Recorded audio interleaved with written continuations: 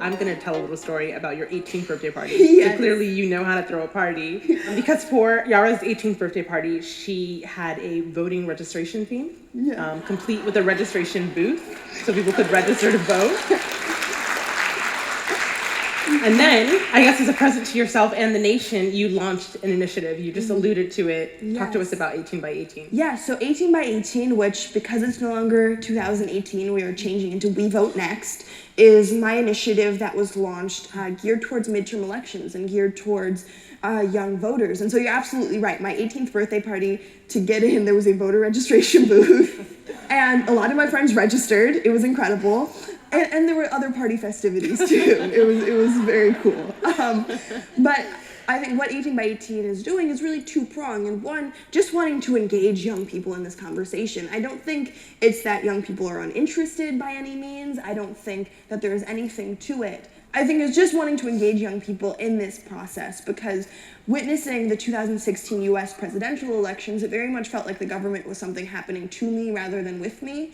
Also acknowledging that these are people that will be in power and making choices that will affect me into my young adult and adulthood. And I realized just how many other young people felt similarly. And so moving into the 2018 midterms, it was really important that we had a conversation about the youth vote, about what we were voting on, why it matters, because midterms weren't something that were necessarily stressed. Also, just in terms of how news is circulated, it wasn't necessarily targeting this generation. It was very much a kind of like force field around understanding the news, because if you don't understand the jargon, if you haven't been in this and listening to your three sources every day, then you'll easily be lost. And I even found myself lost at times. And so in September of 2018, we had a 120-person summit of young people and first-time voters gathering to talk about what midterms meant and what we'd be voting on, from healthcare to immigration to all of these other topics. We'd be planning large events this coming year for this upcoming election, and doing voter education pods of just, there were videos of me explaining what we were voting on and why.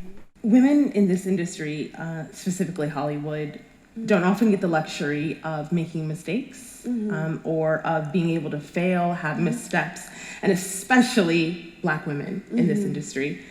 For you, is there a calculus that you have to do in your mind?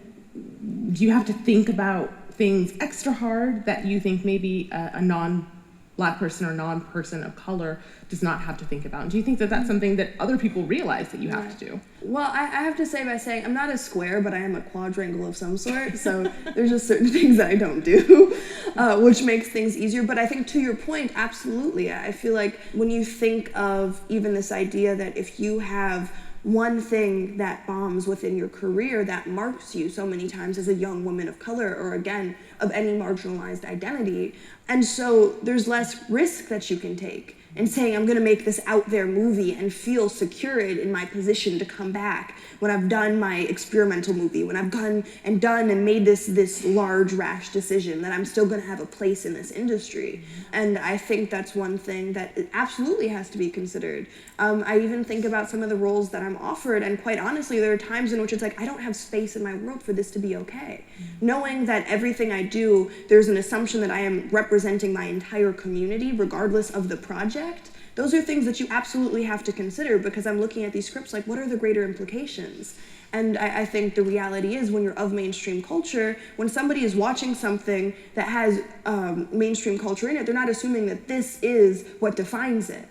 So you can have shows and movies about absolutely anything, and I'm not walking around being like, that's a fair summary of what white culture is, of what this is. But any single time you see something with a person of color, of the LGBTQ plus community, of any community, so many times it's like, that is the assumption that is then made, is you watch this movie and they are representing their community.